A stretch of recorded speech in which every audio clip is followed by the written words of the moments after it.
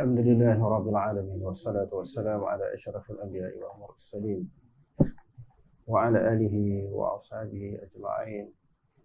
اللهم رب اشرح لي صدري ويسر لي أمري واحلل عقدة من لساني يفقهوا قولي ولا حول ولا قوة إلا بالله العلي العظيم. اللهم لا سهل إلا ما جعلته سهلا وأنت تجعل الحزن إن شئت السهلا. Rabbi yassir wa la tu'assir wa atsimi bil khair amma ba'd.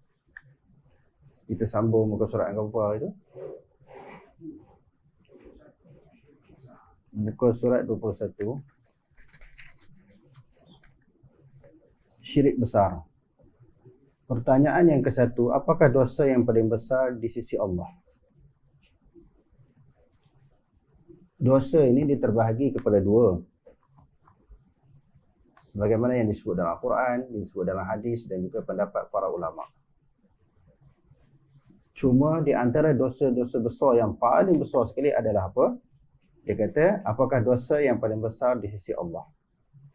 Bila dosa besar ini, dia tidak padan dengan secara beristighfar sahaja. Untuk sesuatu dosa itu diampun oleh Allah Subhanahu Wa Taala ataupun dihapuskan oleh Allah. Dia mestilah kena bertaubat dengan syarat-syarat yang selalu kita belajar itulah. Jadi kita jawapan dosa yang paling besar adalah syirik kepada Allah Subhanahu Wa Taala. Bunuh orang dosa besar. Apa dia lagi? Ijtanibus sab'al mubiqat. Sihir dosa besar. Huququl walidain. Derhaka kepada dua ibu bapa dosa besar. Wa tawalli yaumaz zah, lari daripada medan jihad pun dosa besar. Di antara dosa-dosa besar yang paling besar adalah syirik dengan Allah Subhanahu Wa Taala. Apakah yang dimaksudkan dengan syirik? Iaitu menyekutukan Allah, menduakan Allah Subhanahu Wa Taala. Di antara bentuk kesyirikan, menganggap ada Tuhan yang lain daripada Allah Subhanahu Wa Taala. Ada Tuhan yang lain daripada Allah. Ataupun ada yang kuasanya sama dengan Allah Ta'ala. Makhluk ni sama kuasa dengan Allah Ta'ala. Ada Tuhan satu. Dia kata ada makhluk ni sama kuasa dengan Allah Subhanahu Wa Ta'ala. Ataupun melakukan ibadat selain daripada Allah Subhanahu Wa Ta'ala. Sedangkan bila seseorang itu melakukan ibadat yang dipersembahkan itu semata-mata kerana Allah. Semata-mata kepada Allah. Kerana Allah dan juga kerana Allah. Kepada Allah dan kerana Allah.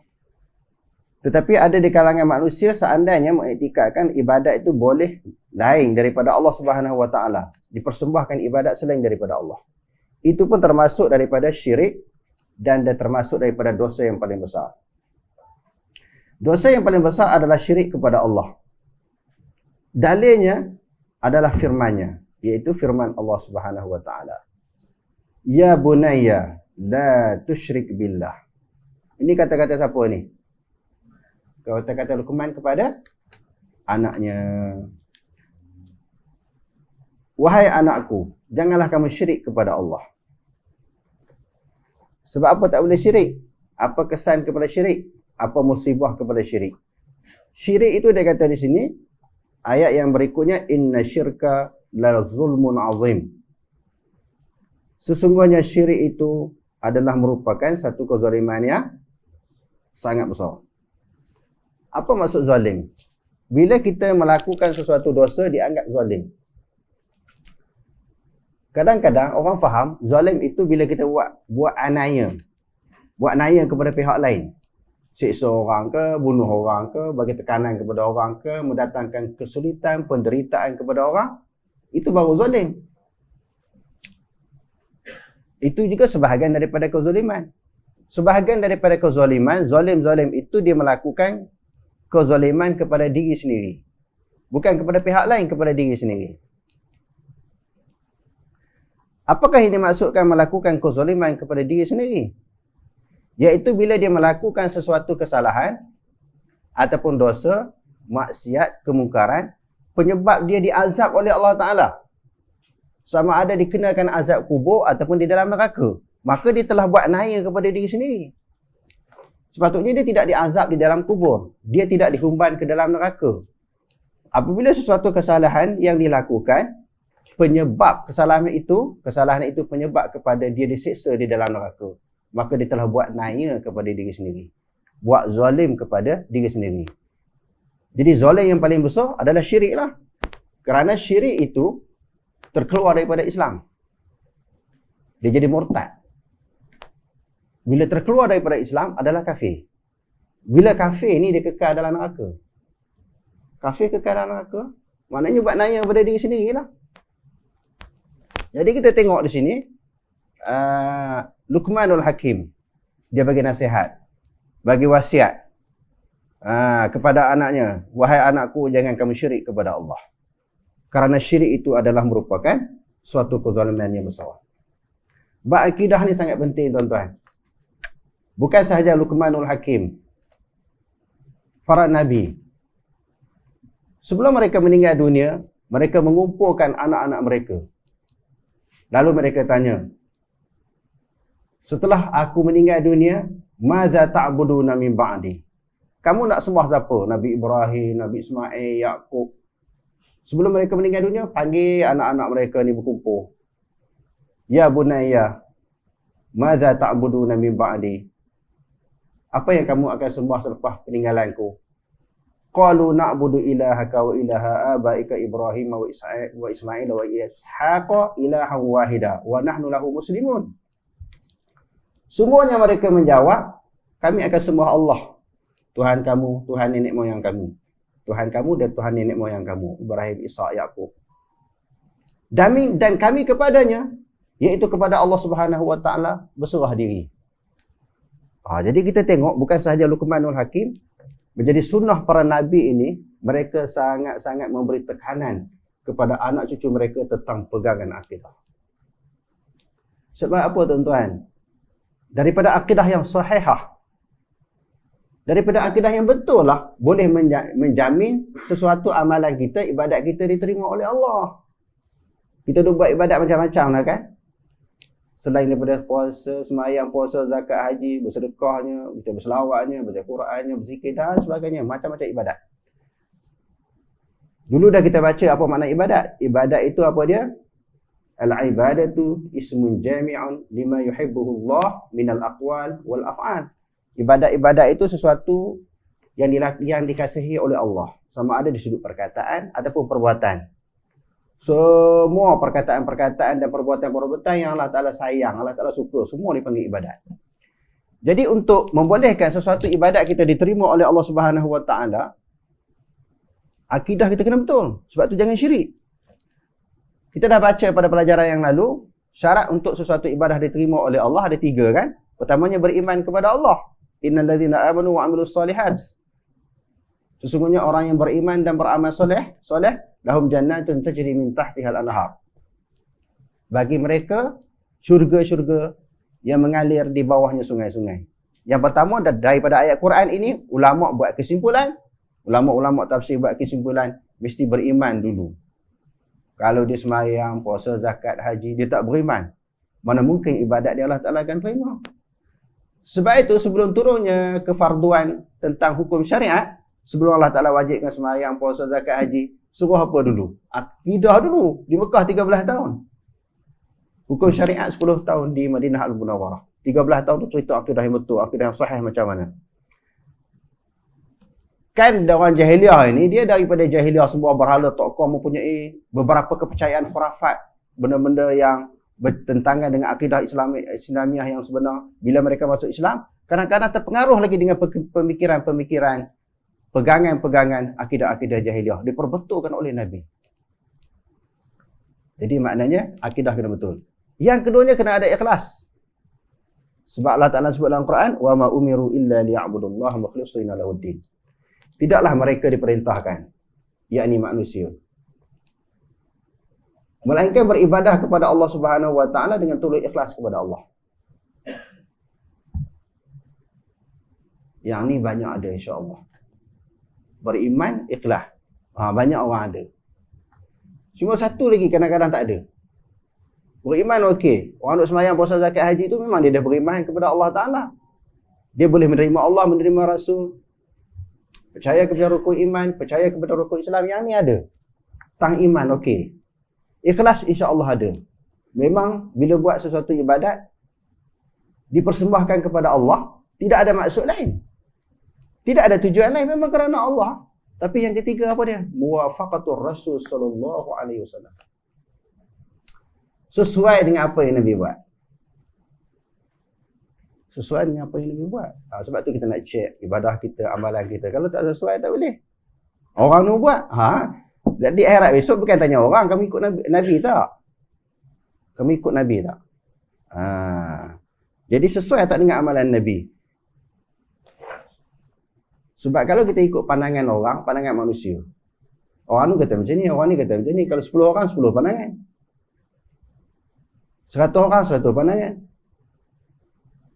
Jadi kalau daripada Nabi, sudah tentu tepat.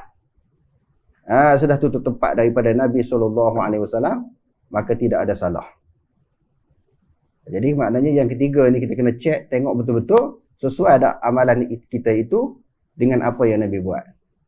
Pada bulan lepas kita dah sebut, walaupun ada pandangan yang berbeza kan. Masalah, ada ulama juga kata membolehkan zikir, Allah sahaja. Kalau tuan-tuan rajin mutalaah, baca, banyak mengkaji, memang ada pandangan. Tetapi isu di sini ibadah, dia datang daripada Allah, datang daripada Nabi. Seumur hidup Nabi, ada tak sekali je Nabi pernah zikir Allah sahaja. Ada tak? Tak ada. Tak ada, kita tinggalkan.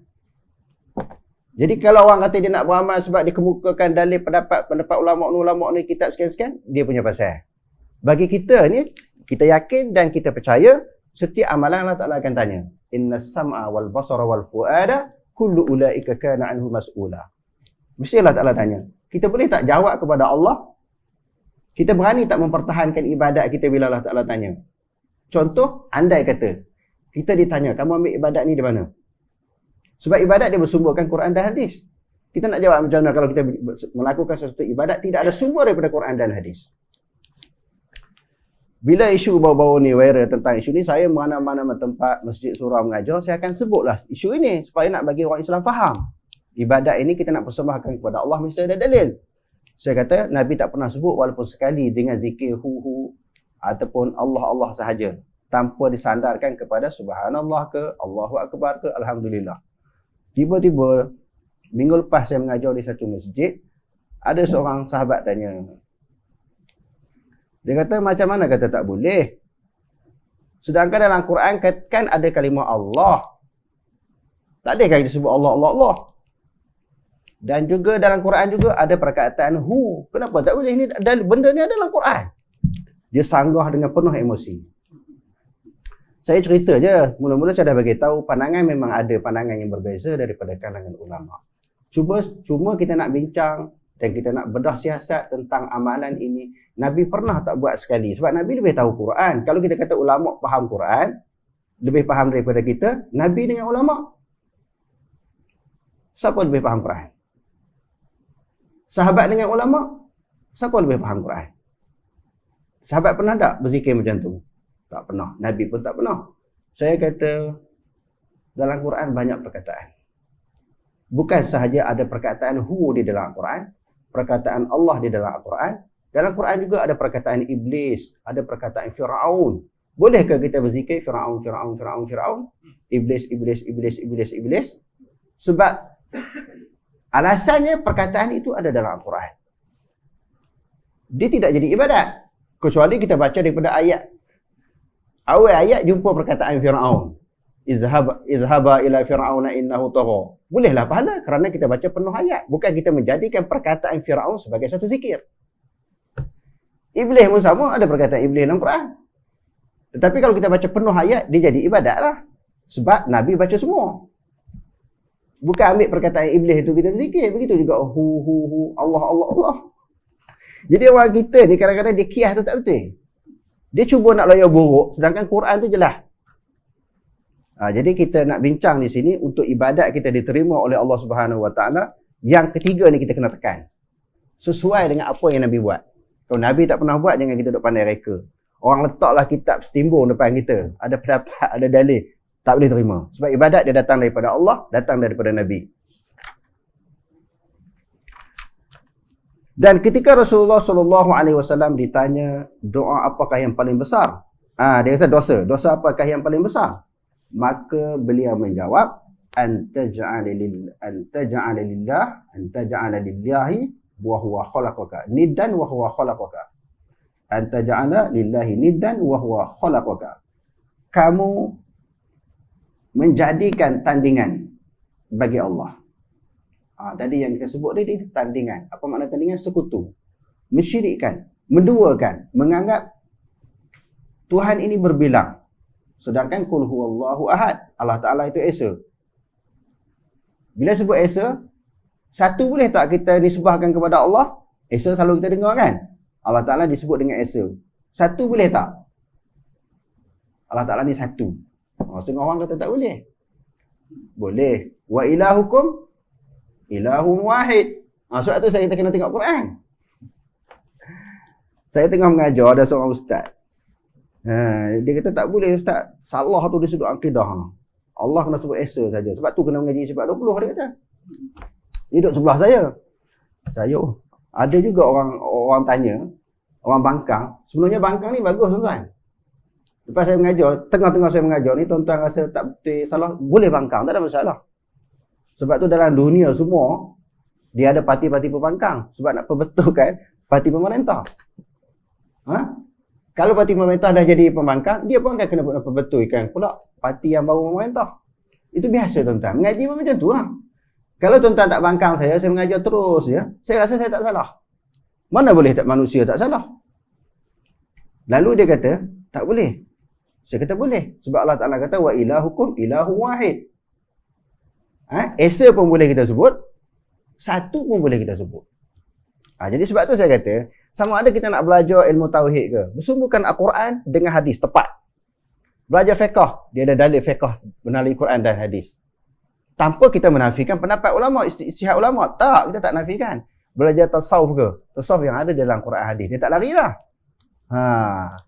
Lebih-lebih lagi tasawuf lah kan. Kalau tasawuf ni mesti orang nak menyimpang daripada Quran dan hadis. Seolah-olah Quran dan hadis ni tak ajar tentang tasawuf. Tasawuf dengan makna memperbaiki akhlak.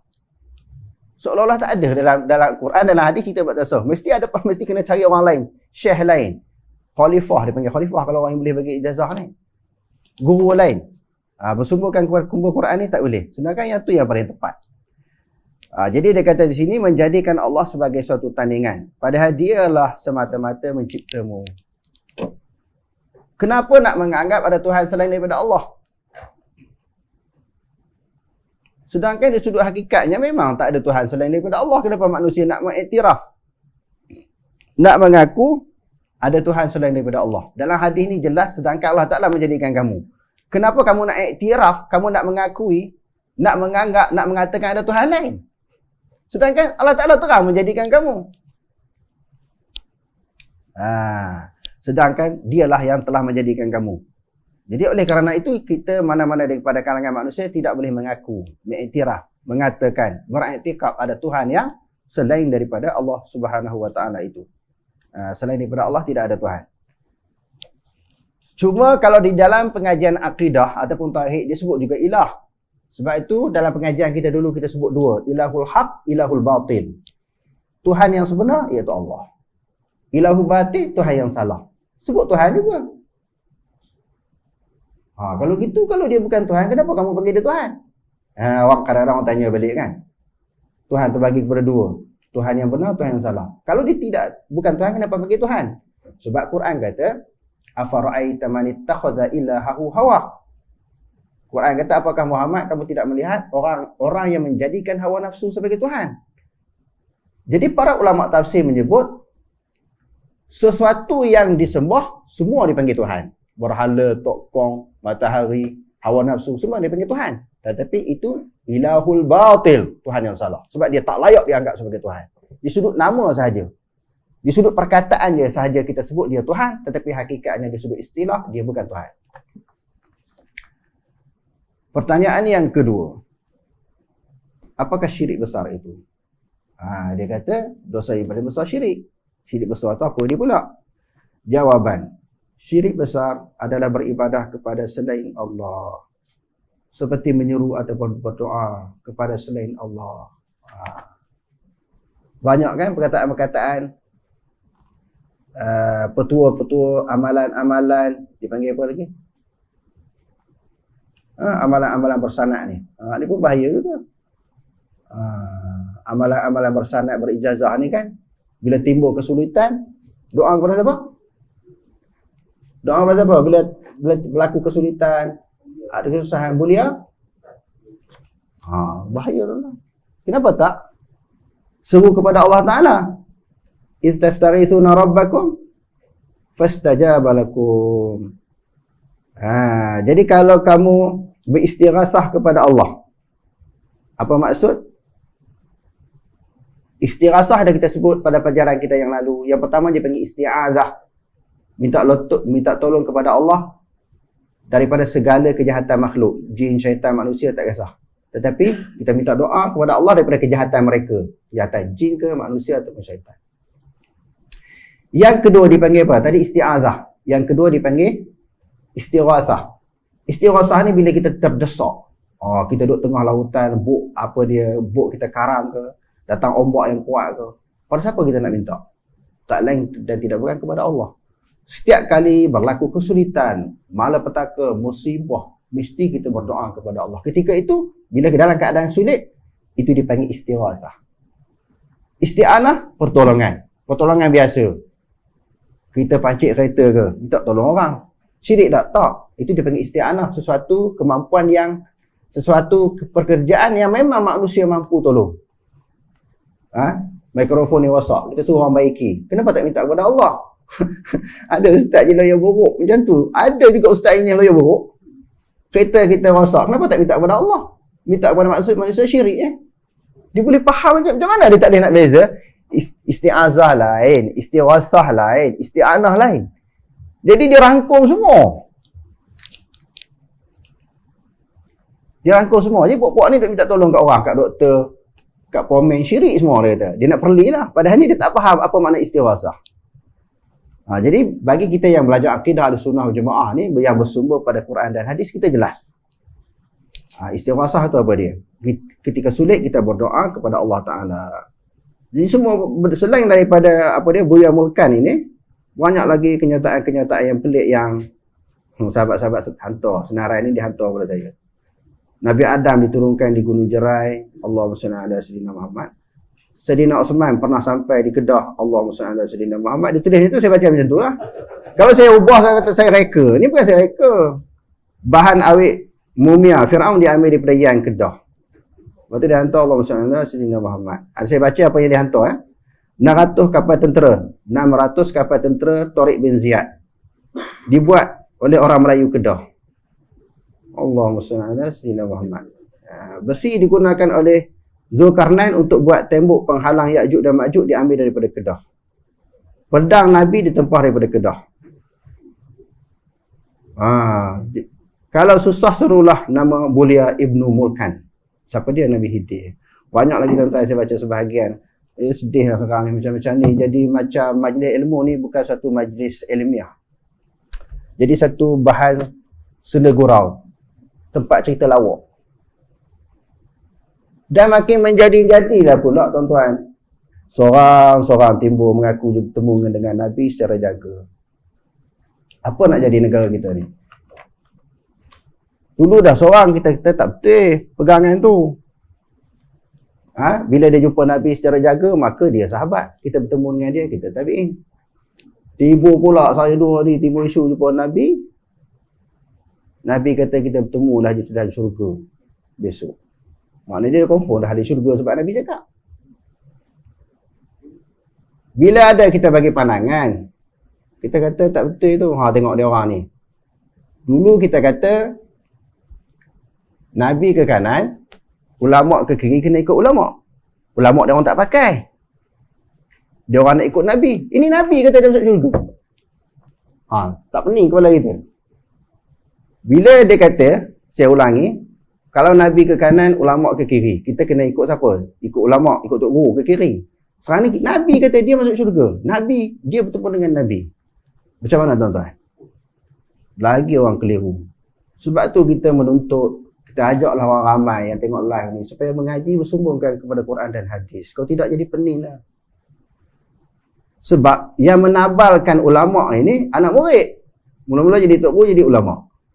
Anak murid yang nak angkat Jadi ulama ni sebagaimana yang saya pernah sebut dalam pelajaran kita yang lalu, tak boleh nak bangkang. Sebab apa nak bangkang ulama? Ulama pewaris Nabi. Al-ulama'u warasatul anbiya. Ulama pewaris Nabi, mana kita boleh bangkang? Ceritalah apa pun tak boleh nak bangkang. Kalau kita bangkang ulama, maknanya bangkang Nabi. Jadi untung banyaklah orang jadi ulama. Nampak? Dia kata syirik yang besar tu apa dia? Beribadah selain daripada Allah, kepada selain Allah, seperti menyeru berdoa kepada selain Allah. Bukan Bulia Ibn Murkan, kepada Allah. Mencari keberkahan daripada orang yang mati. Banyaklah. Saya duk perhati tengok. Memang jenis-jenis ni lah suka sangat pergi ke kubur. Bukan pergi ke kubur untuk mendapat tazkirah daripada mengingati kematian yang Nabi sebut tu kan. Kuntu nahaitukum an ziyaratil quburi fazaruha fa innaha tuzakkirukumul akhirata. Sebelum ini aku larang kamu pergi ke kubur, takut buat kerja-kerja khurafat, kerja-kerja bid'ah sebagaimana orang-orang jahiliah. Selepas orang Islam, para sahabat dah tahu dah benda ni bid'ah, benda ni khurafat. Amalan yang diamalkan di zaman jahiliah perlu ditinggalkan. Mereka dah faham? Rasulullah kata, pergi ke kubur, dapat mengingatkan kamu tentang kematian. Jadi pergi ke kubur untuk ingat kematian, bukan nak puja kubur. Duk cari kubur wali-wali. Wali-wali dia mau angkat jadi wali. Wah, ya betul lah. Jadi menjadi jadi sekarang ni. 2 hari lepas timbul satu isu. Kita sambil mengaji, kita bentangkan apa benda yang berlaku dalam negara kita. Takut orang-orang awam ni dia terpengaruh. Sebab orang awam memang suka dia menjadikan, dia memposisikan diri dia sebagai orang awam. Dia mengaku kami ni orang awam. Itu yang nak jadi pening tu. Bila ada seorang sahabat tegur, ada seorang dianggap wali. Anak murid pengikut-pengikut ni riuh, marah, melenting. Tidak ada adab dengan ulama, kurang ajar. Sebenarnya tuan-tuan ni sebenarnya saya nak beritahu, tuan-tuan pun wali.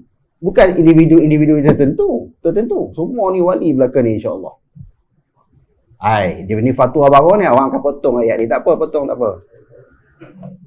Sebab Quran kata, ala inna awliya Allah la khawfun alaihim wa lahum yahzanun alladhina amanu wa kanu yattaqun. Ni Quran kata, bukan saya bagi fatwa.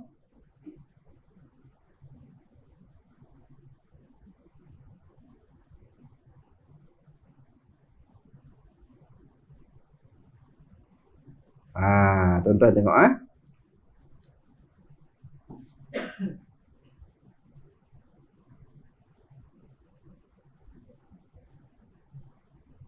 Surah Yunus.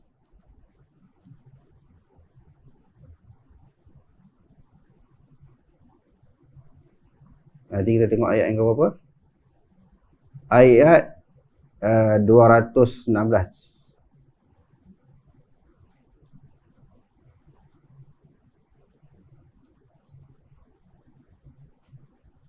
Ayat 60 muka surat 216 ayat 62.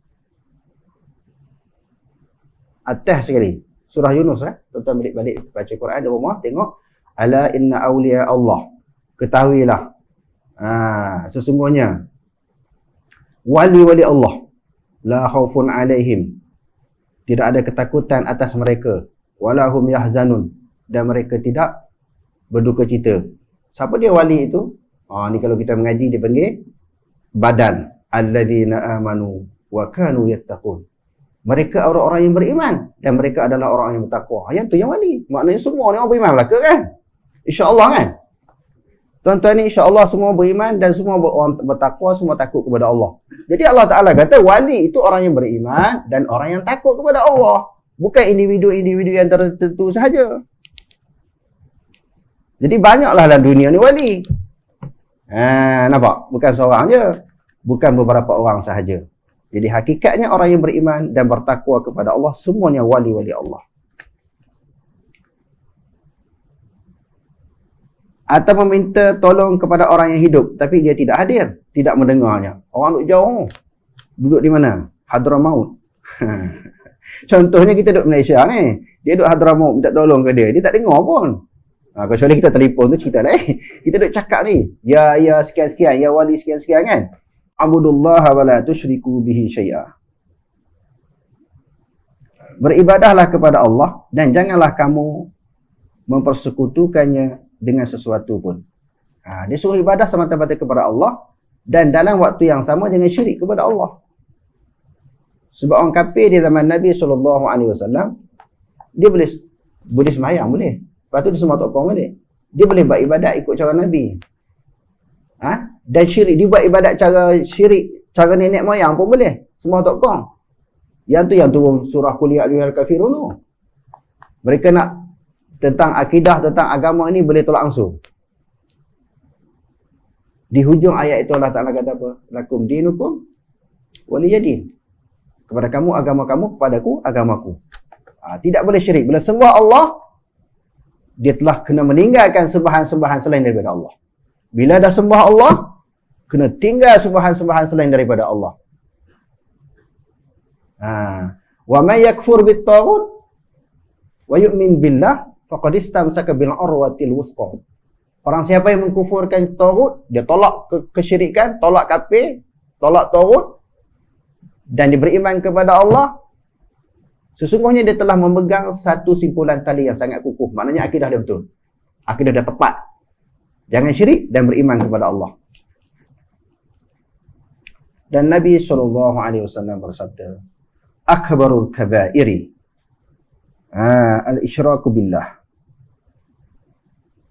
Dosa yang terbesar daripada yang paling besar adalah perbuatan syirik kepada Allah.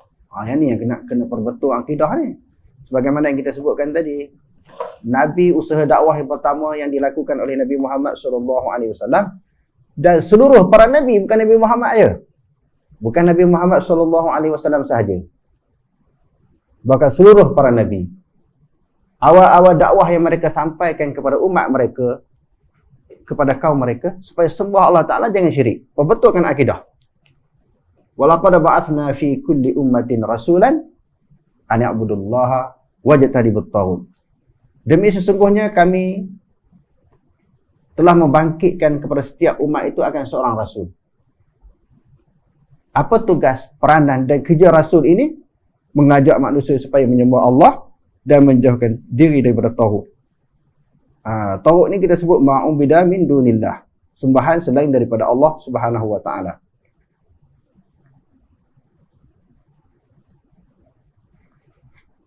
Pertanyaan yang ketiga. Apakah syirik itu ada di kalangan umat Islam saat ini? Syirik-syirik itu mungkin ada zaman Nabi je kot. Jadi Tuan Syekh pengarang kitab kita ni buat satu soalan lagi. Syirik ni ada tak berlaku di zaman sekarang? Ke benda tu benda yang berlaku di zaman Nabi sahaja? Dia kata ya ada. Dalilnya terdapat di dalam firman Allah Ta'ala, wa ma yu'minu aktsaruhum billah illa wa hum musyrikun. Dan sebahagian besar daripada mereka tidak beriman kepada Allah, melainkan dalam keadaan mempersekutukan Allah dengan sembahan-sembahan yang lain. Maknanya masih adalah berdasarkan kepada ayat ini. Tidaklah kebanyakan manusia, dia kata tadi apa dia? Beriman kepada Allah Ta'ala, melainkan ada juga syirik. Sembah Allah Ta'ala, jadi kalau kita tengok sekarang ni, jadi susah hatilah kita. Sebab apa kita susah hati? Yang membawa kepada, kita tak kata mereka ni kafir, tapi membawa kepada kesyirikan perbuatan-perbuatan mereka. Memuja, maknanya tempat-tempat yang bersejarah, memuja kubur pada wali-wali, diagung-agungkan kubur orang-orang yang soleh. Berlaku sekarang ke? Tak. Zaman Nabi Nuh lagi tuan-tuan. Ya'usa wa ya'usa wa nasra tu kan. Demo ni memang orang soleh. Memang orang yang baik. Bila beberapa orang soleh ini meninggal dunia, syaitan mari bisik. Kamu sayang tak kepada orang-orang soleh daripada kalangan kamu? Dia mendidik kamu, mengasuh kamu, mentarbiah kamu. Orang dia kata sayang. Syaitan kata apa bukti? Tuan-tuan boleh baca di dalam kitab Qisasun Nabiyyin yang dikarang oleh Maulana Ali Hasan An-Nadawi. Sebab cerita ni, bila kata bisikkan syaitan kepada orang kata, dia ni ambil dalil di mana? Mungkin dia reka sendiri. Tak, tuan-tuan boleh baca kitab Qisasun Nabiyyin yang dikarang oleh Maulana Ali Hasan An-Nadawi, Abu Hasan An-Nadawi. Dalam kitab tu ada sebut. Tak silap saya, jilid yang kedua, juzuk yang kedua. Lalu apa bukti kamu sayang? Waktu syaitan bagi ilham kepada mereka, mula-mula buat gambar. Tak sembah Allah Ta'ala, tak sembah gambar tu. Nak semayang, tak gambar di depan. Sembah Allah. Lepas tu, bila generasi pertama meninggal dunia, generasi yang kedua pula. Gambar, orang dulu-dulu bukan buat gambar, syaitan bisik pula. Mereka buat patung. Orang buat patung, berapa orang-orang yang soleh itu. Bila buat ibadat, tak sembah patung. Tak sembah Allah Ta'ala juga. Tapi bagi melahirkan kerinduan, kasih sayang, kecintaan mereka kepada ulama-ulama, orang-orang yang soleh ni yang berjasa kepada masyarakat. Tak sembah. Datang generasi yang ketiga, syaitan kata, orang dulu sembah, kenapa kamu tak sembah? Hak tu yang dia mau sembah. Jadi puja kubur, puja wali, puja ke batu nisan ni bukan sekarang. Dulu dah ada. Jadi sekarang ni cuba nak dihidupkan balik. Jadi kita bagi orang yang belajar akidah yang betul berdasarkan yang bersumberkan Quran dan hadis ni, kita kena perbetulkan masyarakat. Bukan kita nak berperang, nak bergaduh dengan orang. Tapi benda-benda itu membawa kepada jurang kebinasaan. Dia kata di sini tidaklah sebahagian kebanyakan manusia beriman, melainkan dalam keadaan yang sama mereka bersyirik kepada Allah Subhanahu Wa Taala. Dan Nabi SAW bersabda, "La taqumus sa'ah hatta talhaqa qabailu min ummati bil musyrikin wa hatta ya'budul awthan." Hari kiamat tidak akan tiba sampai beberapa suku, sehinggalah beberapa suku ataupun puak kabilah di antara umatku bergabung dengan orang musyrikin. Apa makna bergabung dengan orang musyrikin? Melakukan perbuatan-perbuatan sebagaimana orang musyrik. Orang musyrik ini dia nak menyekutukan Allah Ta'ala, apa yang dia buat? Kan mereka mengagung-agungkan kubur orang kafir ni, orang Islam pun nak tiru juga. Nak tiru juga. Pantang duk cari mana kubur orang wali-wali Allah Ta'ala yang dianggap wali ni, duk cari. Duk cari ambil berkat.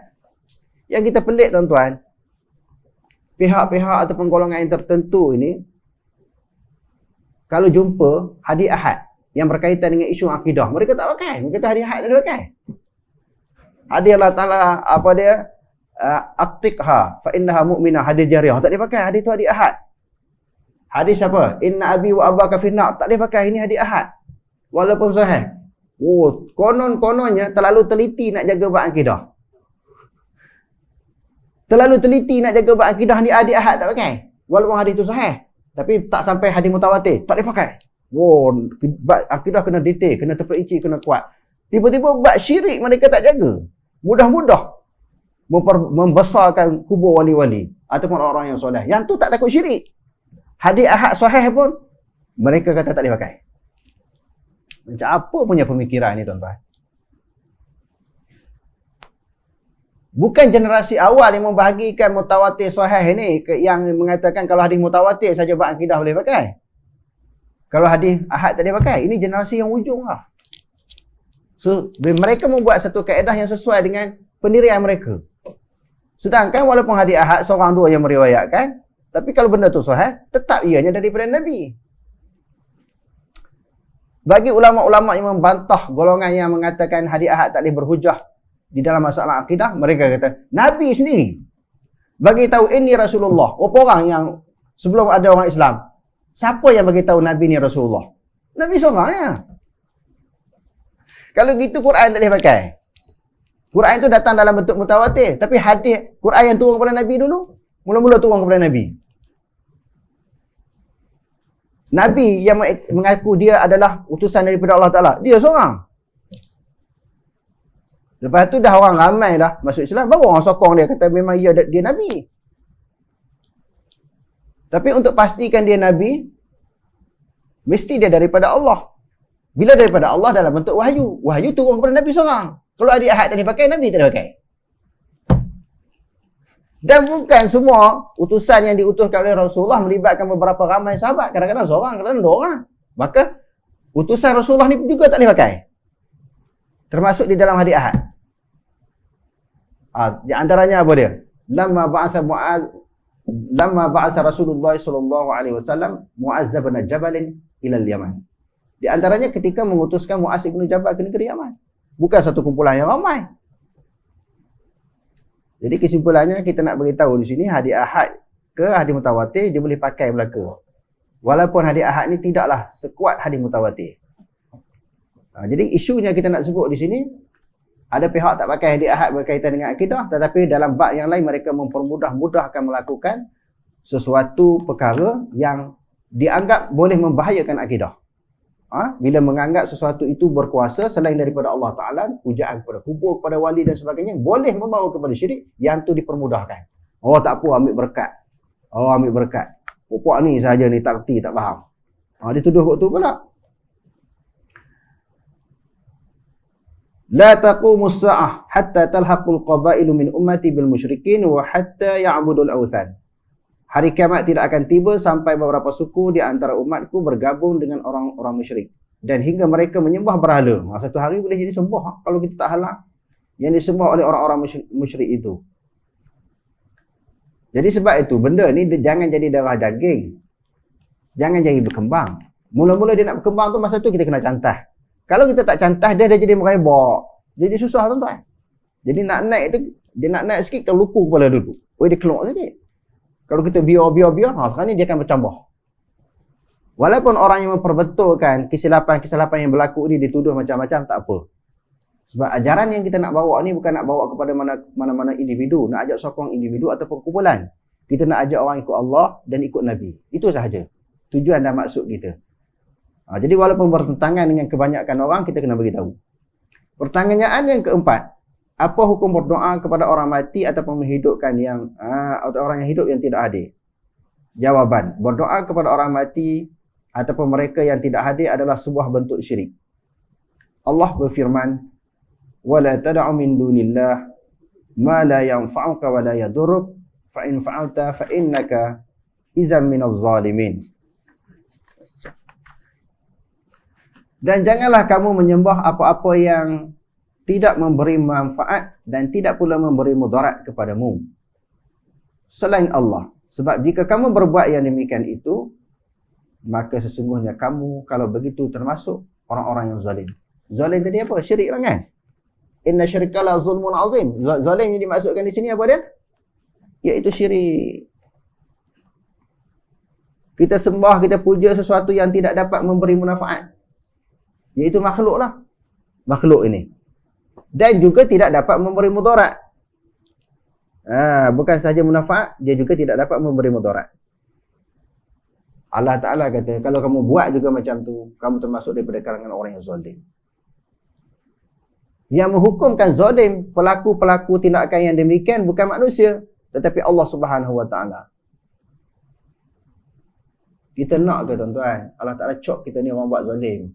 Kita ni pelaku kezaliman. Kita nak ke? Jadi kalau kita tak nak, jadi kita jangan buat sesuatu perkara yang ditegah oleh Allah dan juga ditegah oleh Rasul. Dan Nabi SAW bersabda, Man mata wa huwa yad'u min dunillah niddan dakhalan nar. Barang siapa mati sementara ia berdoa kepada selain Allah sebagai tandingannya, maka dia akan masuk neraka. Tak bimbang ke ancaman-ancaman daripada Quran dan hadis terlalu banyak? Tak bimbang tuan-tuan? Ancaman terlalu banyak tentang berdoa selain daripada Allah. Jangan buat syirik, terlalu banyak. Sebab itu kita kena belajar Quran. Kalau boleh hafal Quran hadis ni. Kalau kita tak mampu, kita belajar. Bila saya kata kalau boleh hafal, itu yang sebaik-baiknya. Teringat pula cerita, ada orang individu yang tertentu kata jangan hafal Quran. Kalau payah betul. Semua nak ajak lari pada Quran. Kita duk berkempen. Duk berdakwah ajak orang Quran hadis. Mereka kata jangan hafal Quran. Kalau tak ingat berdosa. Quran ni. Cuba tuan-tuan tengok surah Toha. Apa maksud dia?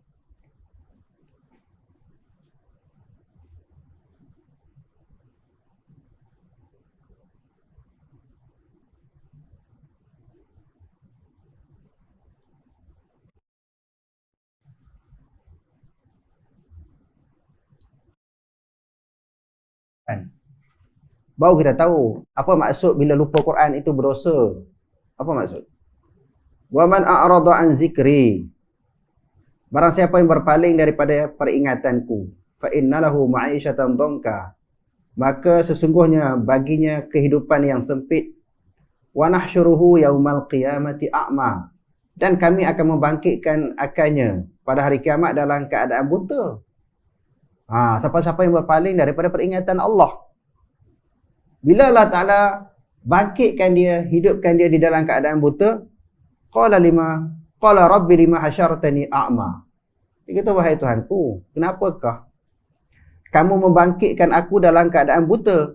Wa qad kuntu basira, sesungguhnya aku di dunia dulu terang, celik mata aku. Kenapa dibangkitkan di dalam alam akhirat, di akhirat nanti dalam keadaan buta? Kenapa? Tadi Allah Ta'ala dah sebut, kerana berpaling daripada peringatan Allah. Allah Ta'ala kata A, dia kata B. Allah Ta'ala kata buat macam ni, dia buat macam lain. Dia lari, tak nak ikut. Lalu Allah Ta'ala sebut lagi, ayat yang berikutnya, 136. Qala kadzalika atatka ayatuna fanasitaha. Allah Ta'ala kata demikian itulah atatka ayatuna, telah datang kepada engkau oleh ayat-ayat kami, fanasitaha, maka engkau lupa. Dia mau faham tu lah. Bila kita duk hurai Quran hadis, dia mau kata pegang Quran secara zahir ayat, pegang Quran secara literal. Dia mau pun pegang secara zahir lah. Sebab apa Allah Ta'ala datangkan bagi manusia ni buta mata? Tadi kita sebut tadi, kerana berpaling daripada peringatan Allah. Lepas tu Allah Ta'ala sebut lagi, apabila datang kepada ayat-ayat kami, fanasitaha, kamu lupa akan ayat-ayat kami. Dia orang faham, lupa ayat-ayat kami ni lupa daripada hafalan. Bukan faham macam tu. Lupa daripada ayat kami, lupa daripada mengambil pengajaran, lupa daripada mengambil peringatan. Bukan lupa hafal. Manusia ni boleh ingat, boleh lupa. Hari ni hafal, besok lupa. Sebab tu di Malaysia ni tak ramai orang hafiz Quran. Betul tak? Tuan-tuan berapa juzuk dah hafal? Ada kalangan kita di umur 30, 40, 50, 60. Berapa juzuk dah hafal Quran? Tak hafal? Tak hafal sebab takut hafal, takut lupa. Kalau lupa berdosa. Kan tuan-tuan faham lagu tu dah? Sebab tu kami tak nak hafal Quran. Takut lupa berdosa. Pandangan ulama' adalah kata lupa Quran berdosa. Tapi kalau kita dah ulang juga, memang jenis-jenis pelupa, maka dia tidak berdosa. Quran ini kata fanasitaha, kita lupa mengambil pengajaran. Wa kadzalikal yauma nunsa, maka demikian itu pada hari ini kami melupakan kamu. Cuba tengok ayat yang berikutnya. Wa kadzalika najzi man asrafa wa lam yu'min bi ayati rabbih. Allah Ta'ala kata demikian itu, kami memberi balasan orang yang melampau. Ashraf maknanya orang yang melebih-lebih ataupun melampau. Walam yu'min bi ayati rabbih, orang yang tak beriman kepada ayat Allah. Ini cerita orang kafir yang kata lupa ayat Allah Ta'ala ni. Sebab tu kena baca ayat Quran sampai habis dia punya cerita. Wala azabul akhirati asyaddu wa abqa. Dan sesungguhnya azab akhirat itu lebih dahsyat dan lebih kekal. Ayat ini kata bukan lupa hafalan. Dia lupa dengan makna dia tak beriman macam orang kafir di zaman Nabi. Ceritalah, bacalah apa ayat pun, dia tak beriman. Itu nak mahu orang yang melupakan ayat-ayat Allah.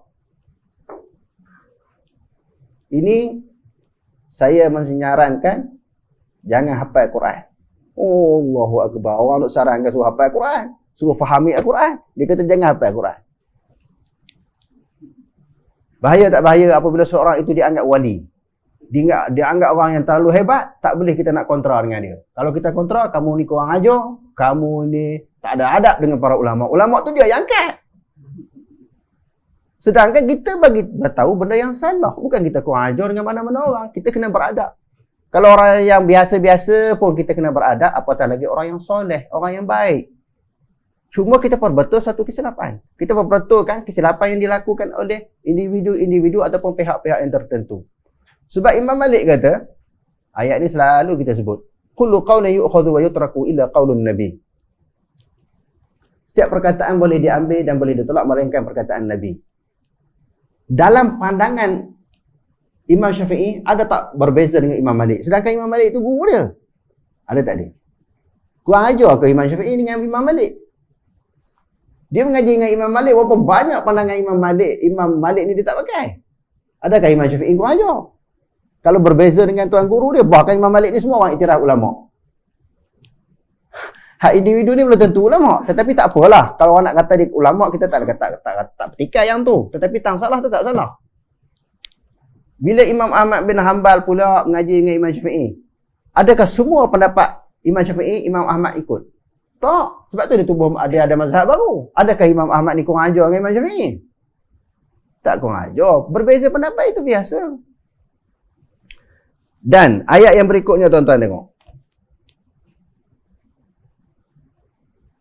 Ni bulan-bulan puasa ni kena rajin tengok Quran, hafal Quran, cuba memahami ayat-ayat Quran tu dipanggil tadabbur.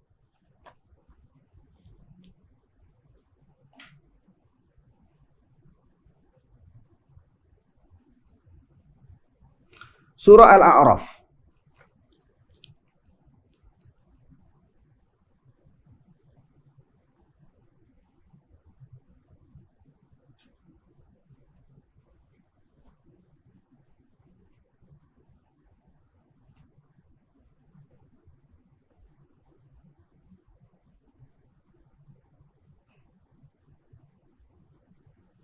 Dia tak mari lagi ayat berapa.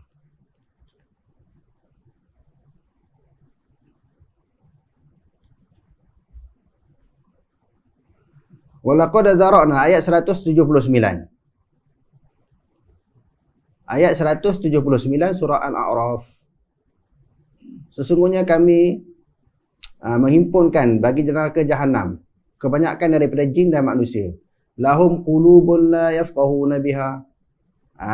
Mereka ada hati, mereka tak berfikir. Walahum a'yunun la yubsiruna biha. Mereka mempunyai mata, mereka tidak melihat. Walahum adhanun la yasma'una biha. Mereka mempunyai telinga tapi mereka tidak boleh mendengar. Ulaika kal an'am. Mereka itu seperti binatang. Balhum adall, bahkan mereka lebih sesat. Ulaika humul ghafilun. Mereka lah orang-orang yang lalai. Maknanya bukan tak lihat dengan mata zahir, tapi tidak melihat dengan mata hati. Mata mereka ini maksudnya bila mereka lihat Al-Quran mereka tak pakai. Bukan makna mereka buta. Mereka mendengar ayat Quran, tapi mereka tak pakai. Mereka ada hati, mereka tak fikir. Itu yang dimaksudkan dalam ayat kata lupa ayat Quran tu. Fanasi taha. Apabila datangnya ayat-ayat kami, kamu lupa. Bukan lupa di sudut hafalan kepada ayat itu. Lupa mengambil peringatan, mengambil nasihat, mengambil teguran daripada ayat-ayat yang diperdengarkan. Jadi lepas ni tuan-tuan janganlah takut, jangan susah hati nak hafal Quran. Kalau terlupa nak buat macam mana? Bukan kita nak lupa. Dan memang kita ni jenis pelupa walaupun tak makan kepala ikan. Orang tutup dulu memang dia suka makan kepala ikan kan. Jadi anak-anak ni dia tak bagi, jangan makan dia kata. Nanti kamu cepat lupa. Nampak? Ini bukan suatu alasan untuk kita tidak menghafal ayat-ayat Quran. Jadi berapa lama dah ditanam kepada masyarakat Quran tak boleh hafal. Sebab apa? Takut lupa berdosa. Jangan mengaji Quran. Quran hadis ni tinggi. Berapa tahun dah ditanam benda tu kan? Jangan ikut Nabi. Kena ikut Tok Guru. Sekarang ni semua orang jadi seronok kan? Jadi sekarang ni cerita apa-apa semua orang telan. Sebab apa? Quran tak boleh. Tak boleh. Quran ni benda yang tinggi. Jadi sesat mengaji Quran. Mengaji Quran hadis sesat. Berapa lama dah ditanam kepada masyarakat? Mengaji Quran hadis sesat. Quran ni benda yang tinggi. Kita kena ikut Tok Guru, jangan ikut Nabi. Bila dah majoriti masyarakat pegang macam tu, orang awam jangan tanya.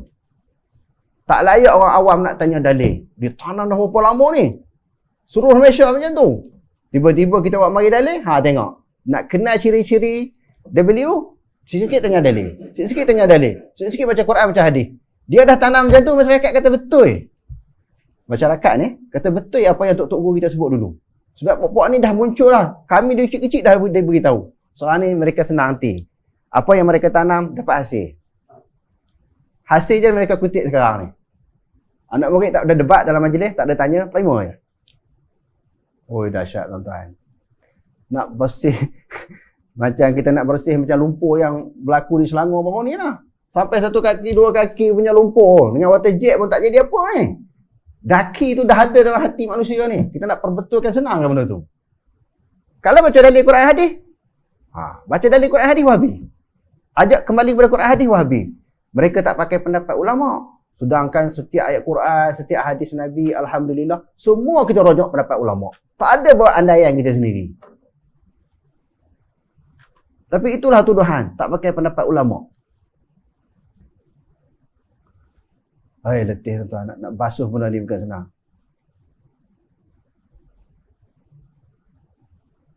Ada pula semalam saya tengok satu video dalam YouTube. Dia kata, ya ayat Quran, qul in kuntum tuhibbunallah fattabi'uni yuhibbukumullah wa yaghfir lakum dzunubakum tu. Betul ayat tu, dia kata. Memang kena ikut Nabi. Oh, saya dengar seronok semangat dah ni. Seorang muda je ustaz tu. Saya semangat dah dengar. Tetapi itu di zaman Nabi, dia kata. Allah kata. Tafsir mana pula dia tengok ni? Fattabi'uni, betul. Dia kata itu di zaman Nabi. Sekarang ni bukan tak boleh nak ikut Nabi dah. Sebab Nabi dah tak ada. Oh, maknanya ajaran Nabi ni tuan-tuan. Setakat Nabi ada je. Setakat Nabi hidup je. Lepas tu orang boleh reka lah nak ambil amalan apa. Lagu tu pula dia faham. Ini dah satu tafsiran baru pula saya tengok. Itu sesuai di zaman Nabi sahaja. Hak zaman sekarang ni kena ikut Tok Guru. Jadi bagaimana tuan-tuan kalau Tok Guru tu salah bawa daripada apa yang Nabi bawa? Macam mana kita nak buat? Ada pandangan? Sebab tak boleh nak ikut Nabi ni. Oh, jadi berat tuan-tuan. Lepas satu tempoh. Sampai bila nak habis benda ni? Tak habis. Sebab tu orang yang kena faham Quran dan hadis ni kena ramai lagi. Kena ramai belajar Quran hadis baru dapat beza. Kalau tidak sekarang ni tak boleh nak beza. Orang duk nampak golongan yang bawa dalil Quran hadis ni salah. Oh, direct Quran tak pakai pendapat ulama. Padahalnya kalau tuan-tuan tengok pembentangan saya bab akidah ni, beratus pendapat ulama kita ambil. Semua mereka tak nampak, mereka pejam mata. Baru-baru ni bila saya tegur ada seorang penceramah hebat. Orang terkenal tuan-tuan, mengenal dia. Kan dia sebut, kan orang kata Allah Ta'ala atas langit tu kafir.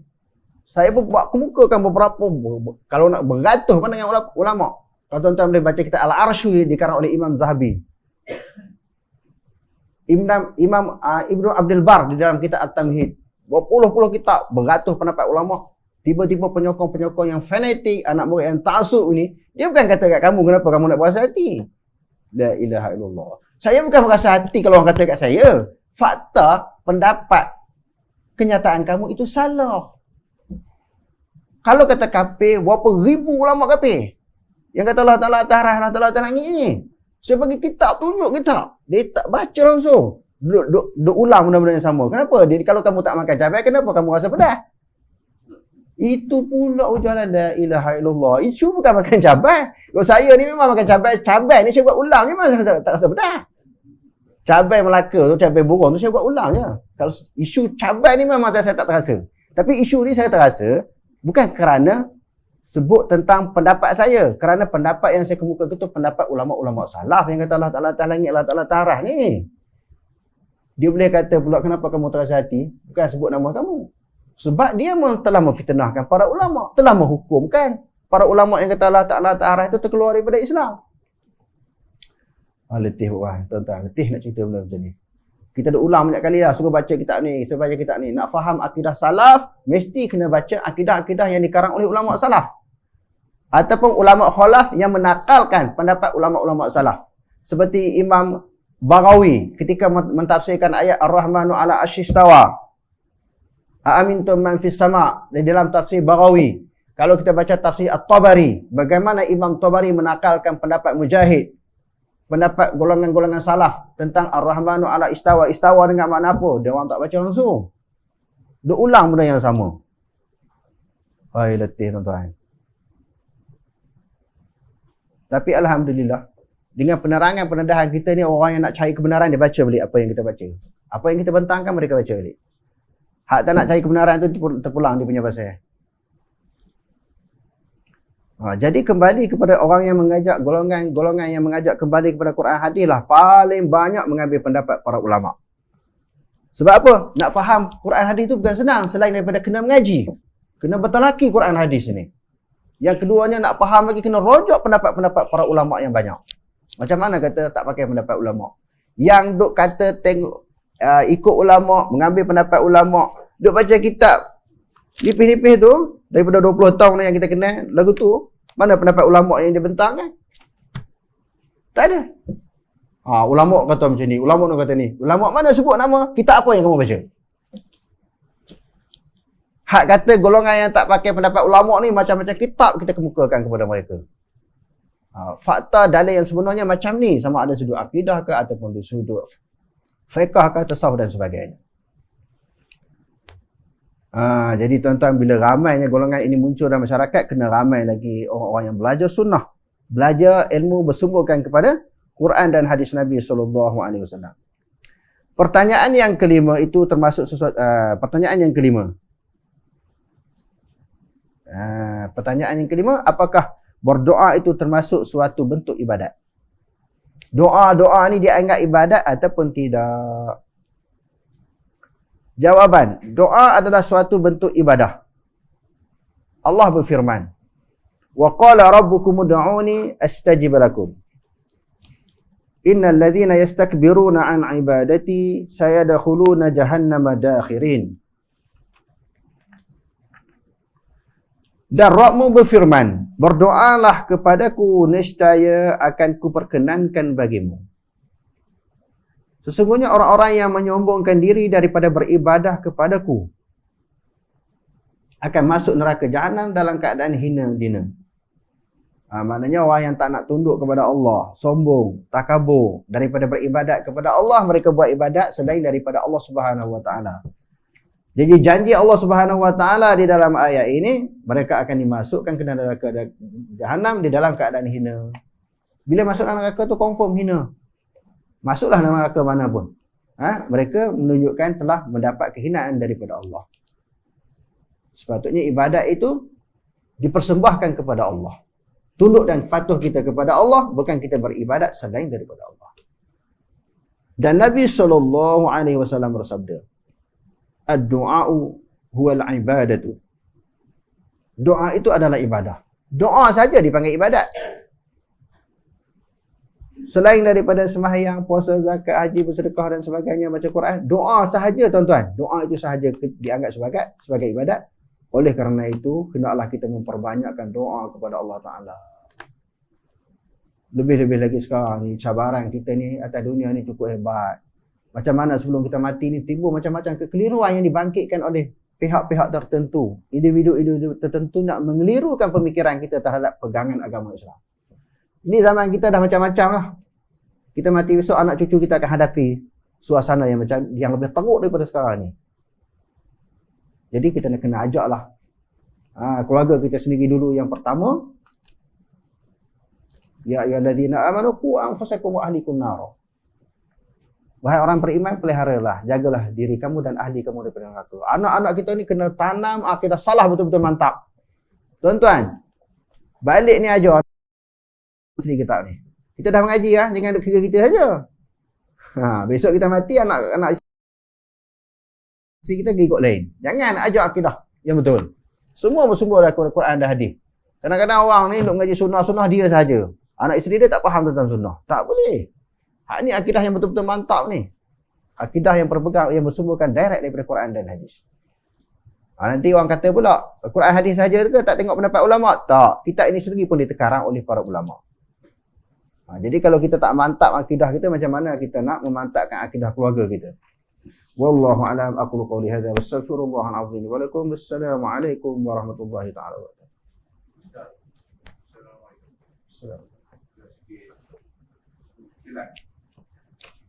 Pertama, dia perlu sembang santai-santai. Nasib baiklah. Nasib baik ada angsa tu. Tidak.